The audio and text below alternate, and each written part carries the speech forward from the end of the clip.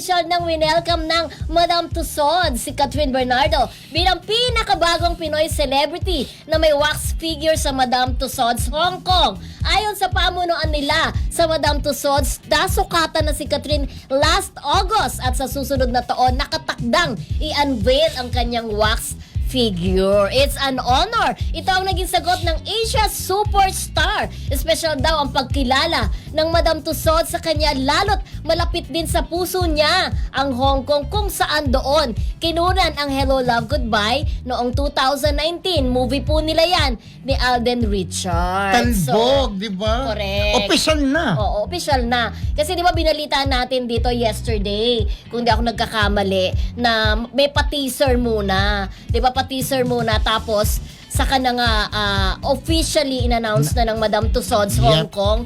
At sinasabi nga nila dun sa mga nagtatanong kung ano daw ba ang naging sukatan kung bakit siya ang pinili. Yes. Kung diba? ano bang criteria na binanggit natin? Oo, nabanggit natin yung achievements niya talaga. Hindi rin naman talaga biro, no? Sa mga celebrities, yung bang magkaroon ka ng bilyon na ba, ano? Diba? Nakinita ng pelikula mo. Oh. At saka yung ano niya, yung kanyang background talaga, na 7 years old pa lang, artista na Correct. siya. Kung baga, diba? hindi ka naman basa-basa iwawax, di ba? Parang floor wax, di ba? Alam mo, nung bata ako, nagbubunot Sinusukat ako. pala yun. Nagbubunot ako, nung nakatira ako sa tita ko, nagpo-floor wax ako, tapos nagbubunot ako. Parang iba Siyempre, namang wax yung nakikisama floor ka, wax. siyempre, sa Oo. tita ko, dahil kinuha ko ng tita ko, sa amin muna si Romel, di ba? So, nakakatuwa lang yun talaga, ihuhulma yung mukha niya ng wax, di ba? Ihuhulma. May sukat pala talaga para susukatin. magmukhang ano ka talaga. Payatan, di ba? Again, ang mga Filipino, siya ang kauna-unang Star Magic at pinakabata na Filipino celebrity na magkaroon ng wax figure, ha. At nauna na dyan ang nagkaroon sila Manny Pacquiao, Catriona Gray, Pia Wurtzbach, of course si Ann Curtis, and then pinakahuli nga si Lea Salonga. Yep, di ba? Diba? Talagang nakaka-proud, di ba? Yes. I am proud to be a Filipino. Correct. Sabi niya, ako ay Pilipino. Kumanta ba siya? Nakakatuwa. Hindi nakakatuwa, di ba? Hindi kasi kapag, ako gaya na ng sabi ko, nung nanalo po, sino ba yan? Miss Grand International, si A.E. Matiglaw, nung kinakanta yung Bayang Magilo, umiiyak ako. Parang nagiging yung pakinggan patriotic pledge ba yun?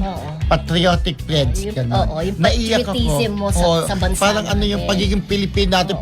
Ako naman very emotional kasi alam naman natin ang bansa natin, di ba, nakaharap sa kaliwat ka ng korupsyon. So parang ito good news, di ba, na dumating, di ba, back to back pa. Gumawa tayo ng history dahil alam naman natin ang nakaraang Miss Grand International natin na si CJ Opiasa ay isa ring Filipino. Alam mo, ang ganda ni CJ Opiasa.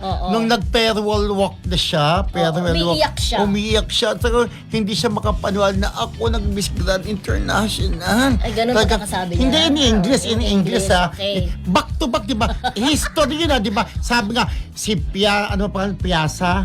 Opiasa. Tapos ito naman si Emma Tiglaw, parang history repeats itself sa magandang paraan, di ba? Back to back victory.